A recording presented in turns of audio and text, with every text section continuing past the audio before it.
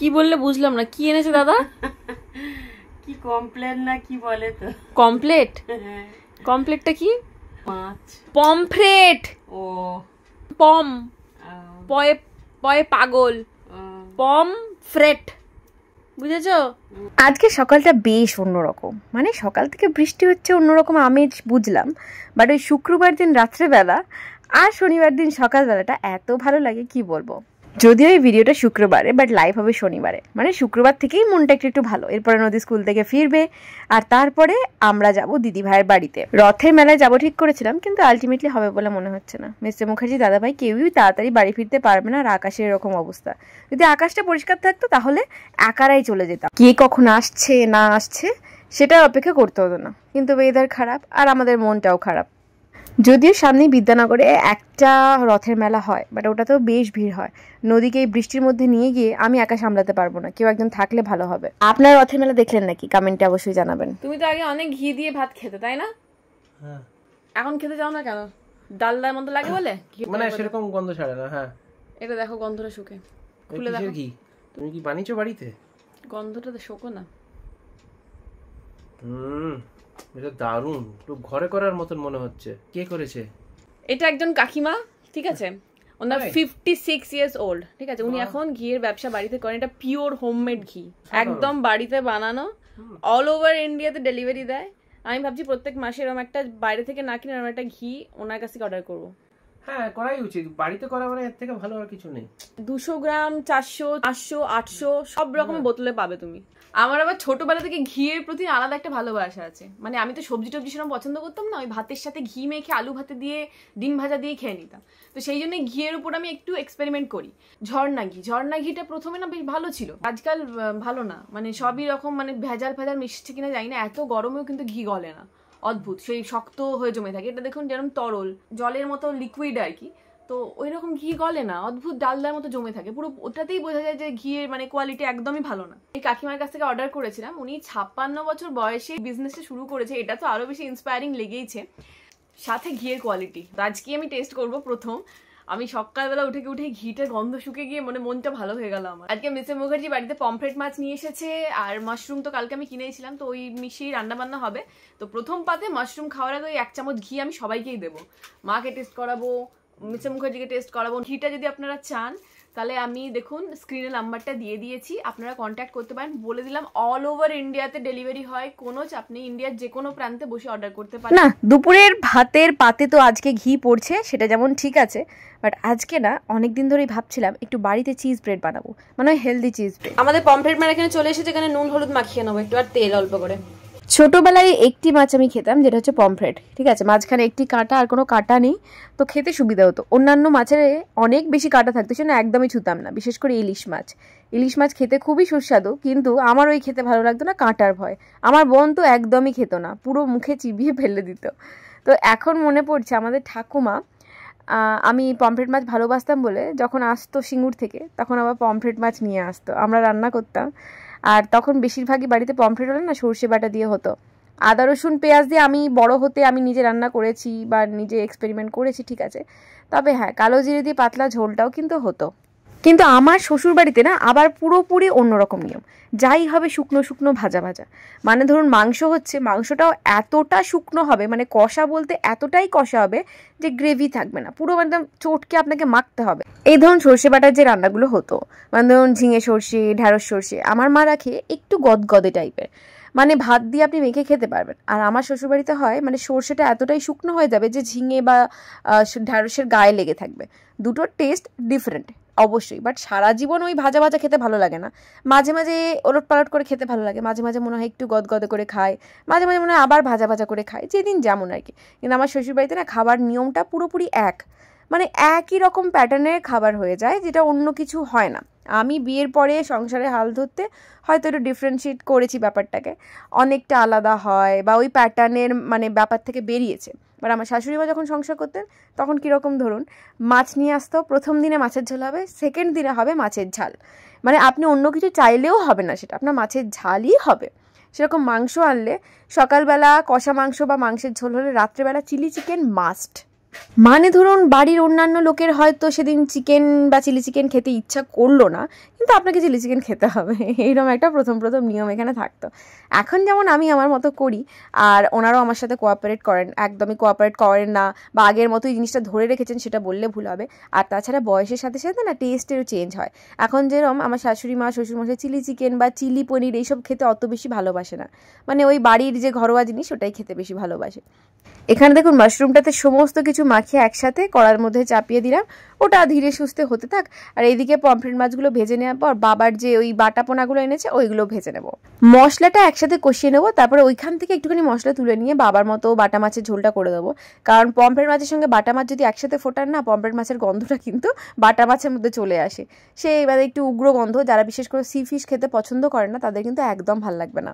এই যে পমফ্রেট মাছ সবকটা ভাজা হয়ে গেছে, এবার বাবার মাছগুলো ভাজা হচ্ছে। এখানে পেঁয়াজ, আদা, রসুন, জিরে, শুকনো লঙ্কা, টমেটো একসাথে গ্রাইন্ড করে নেব।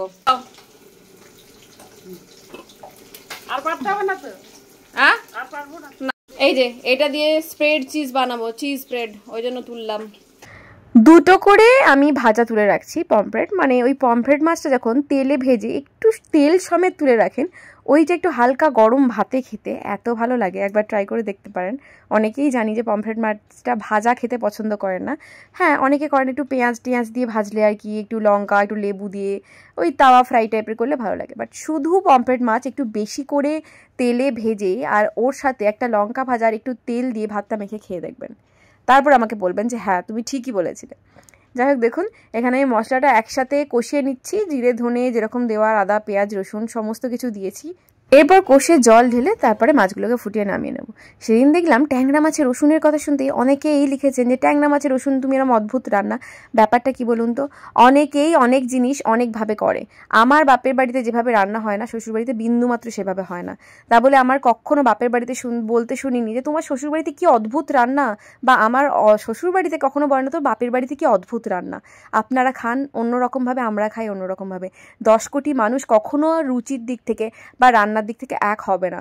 আমরা যেভাবে মাছ খাই বিশ্বাস করুন, আর একটা জায়গায় গিয়ে দেখবেন মাছটা তারা সম্পূর্ণ অন্যভাবে করে, আর তারা আপনার মতো করে না মানেই তারা রান্না করতে জানে না। প্লিজ এই অ্যালিগেশনটা অন্যের ওপরে চাপাবেন না। আমার বাড়ির লোক আর আমি যেভাবে খেতে পছন্দ করি ঠিক সেইভাবেই রান্না করি।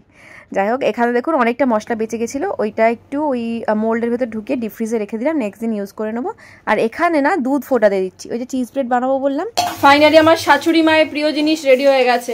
এর আগের বারেই বলেছিল যে কাঁচা লঙ্কা ধনেপা দিয়ে পাতলা পাতলা পমফ্রেট মাছের ঝোল রান্না করবি, হয়ে গেছে রান্না। এই যে এখানে হলো মাশরুম রেডি, বুঝলে? এটা হলো শ্বশুরমশাই বাটা মাছের ঝোল, কি বুঝলে? আজকে বেশ বুঝলে? রান্না কমপ্লিট, সেই জন্য মুখ থেকে গান বেরোচ্ছে। প্রত্যেকবারে পমফ্রেট মাছ না ওই শুকনো শুকনো মাখা মাখা করি, মানে ওই তাওয়া ফ্রাই টাইপের। ভেবেছিলাম আজকে তাওয়া ফ্রাই করবো, বাট হঠাৎ করে মনে হলো এই মেঘলার ওয়েদার না, এই সময় বেশি খেতে ইচ্ছা করে ওই পাতলা ঝোলটা লেবু দিয়ে। পরে আমি বানাবো হচ্ছে একটা জিনিস, চিজ স্প্রেড। ইউটিউবেই দেখলাম কীভাবে বানাতে হয়, তো আমি একটু ঘরে তৈরি করে দেখবো যে বাজারের কেনা আর ঘরের কেনার মধ্যে কীরকম ডিফারেন্স হয়। দুপুরবেলা এই ঘিটা দিয়ে আমি ভাতটা খাবো। এই যে চিজ স্প্রেড বানানোর জন্য আমি এখানে 200 গ্রাম টক দই জল ঝরানো, তারপরে একদম হালকা গরম করে দুধটাকে সেটাকে ছানা কাটিয়েছি, বেশি ফোটানো যাবে না তাহলে ছানা শক্ত হয়ে যাবে। ছানা কাটিয়েছি ওই 1 লিটারের মতো দুধ, তারপরে এখানে 1 চামচের মতো গুঁড়ো দুধ আর অল্প একটু নুন দিয়ে এটাকে ভালো করে ফেটিয়ে নেব। ব্লেন্ড করে নেওয়ার পর একদম ক্রিমের মতো হয়ে গেছে, চিজের মতো। এরপরে আমি এর মধ্যে ওই 1/2 কিউবের মতো বাটার দেবো। বাটারটা হালকা গলিয়ে নিয়েছি যাতে মানে মেল্ট হতে সুবিধা হয় আর কি, দিয়ে দিচ্ছি।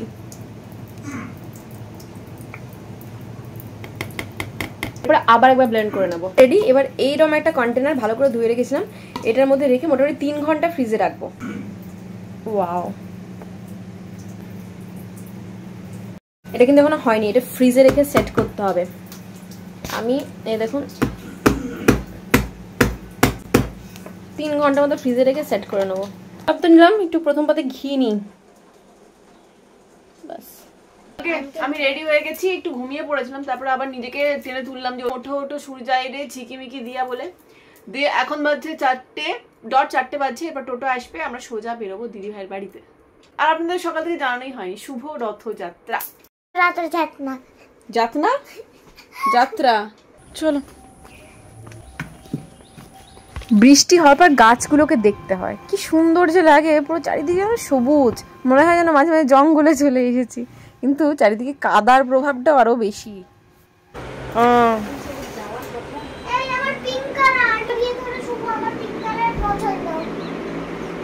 দিচ্ছি কালার তো জো থোড়ি রাখিস নাকি এই যে পিঙ্ক কালার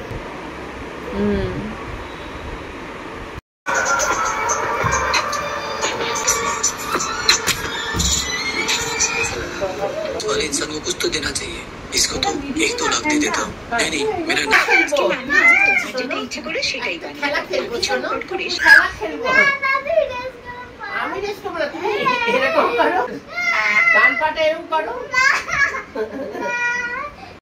এই যে আমরা ফ্ল্যাট থেকে নেমে এখন নদীর ইচ্ছা পূরণ করতে যাচ্ছি। এখানে কোথায় আছে চিলড্রেন পার্ক আছে, সেখানে যাবে ও দোলনা দুলতে। এগুলো সব ওয়ান বিচ কে এইগুলো। নদীর আজ লাকটা খারাপ, নদীর লাক খারাপ না, এটা মানে এই জিনিসটাই অবভিয়াস। সেটা হচ্ছে যে বৃষ্টির সময় এখন দোলনা নিচে পিচে মানে সবসময় জলেই ভর্তি থাকবে, তো চাপতে পারলো না, বেচারা চলে এলো। আমাদের এখানে এখন বচসা হচ্ছে চিকেন মাটন ছাড়া নিয়ে। আমরা চিকেন ছেড়েছি, মাটন ছেড়েছি বলে বাড়ির কেউ খেতে পাচ্ছে না। কত বউয়ের কথা চিন্তা করে দেখেছো, দেখো বউ খাবে না বলে বড়েরাও খাচ্ছে না। আমরা একটা করে পাউরুটি কিনলাম সন্ধেবেলায়, দিয়ে এখন ভাবছি রাত্রেবেলায় সেদ্ধ ভাত খাবো। দুপুরবেলায় পম্পের মাছ খেয়ে পুরো একদম গলা হচ্ছে, বুঝলে? বেশ মাখা মাখা করে মুসুর ডাল। ভাতটা কি গোবিন্দভোগ চাল না, প্লেন চাল। হ্যাঁ, ওর সেদ্ধ গোটা আলু সেদ্ধ, মানে ওর আলু ভাত না। তুমি আর আমি ঘন ঘন করে মুসুর ডাল নেবো, পাতলা মানে একদম পাতলা নয়, ঘন ঘন করে মুসুর ডাল নেবো, ভাত বেশ তেল লঙ্কা করে পেঁয়াজ দিয়ে আলু ভাতে মাখবো, আর ডিম সেদ্ধ।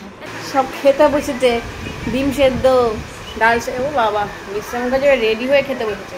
ও আবার ডাল সেদ্ধও নেয়নি, ডিম সেদ্ধ কাঁচা সর্ষের তেল আর লঙ্কা দিয়ে। কেমন লাগছে নদী? ভালো লাগছে? নুন দিয়ে ঘি দিয়ে দিয়েছি। এই যে আমাদের ভাত বাড়া হচ্ছে, এবার ভাত বাড়ন তালাতে নিয়ে নিচ্ছি। আমরা খেয়ে দিয়ে পেট পুড়ে এখন বেরোচ্ছে ঘুরতে। আমার এমনিতে আমাকে ভূত ভর করে না, আমার এটা আছে সব আছে।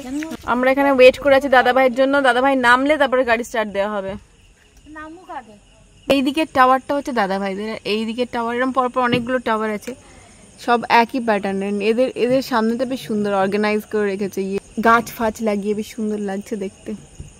এগুলো সব 3 BHK 2 BHK মিক্সড আছে। আইসো সব বৎস আইসো, ঢুইকা আইসো। জিলাপি ভাজছে ওই দোকানটায় রে। রথে তো এই দুটাই বিরাট। না, আর ঘুগনিও বটে। চলে এসেছি বাস্কিন রবিন্সের সামনে। আসতে চলো।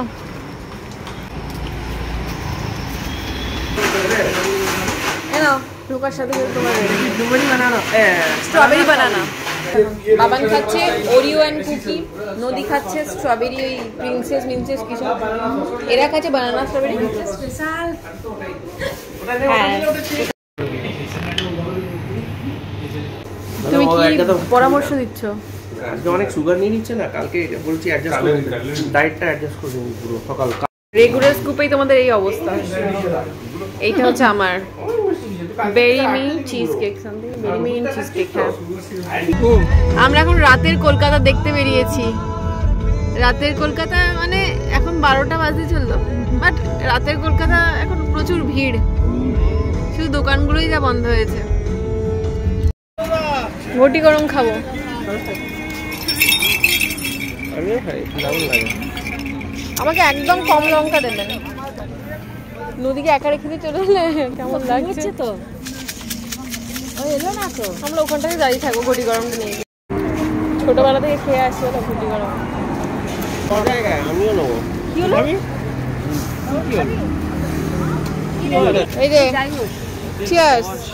খাবে না? তুমি খাবে না? আজকে পাটুলের এই সমস্ত দোকানগুলো বন্ধ। কেন বন্ধ দিদি ভাই? পুলিশ রেড করছে বলছে তো। হ্যাঁ, পুলিশ রেড করেছে, যে মানে পুলিশ বলছে যে 11:30টার মধ্যে মানে বেশি আর খোলা যাবে না দোকান, সেজন্য বন্ধই রেখেছে। আমরা বাড়িতে চলে এসেছি, ড্রেস ফ্রেস চেঞ্জও করে নিয়েছি, এবার শোয়ার পালা। রাত 2টো বাজছে। চলুন, খাওয়া দাওয়া বেশ ভালো হয়েছে, এবার ঘুমানো যাক। Good night.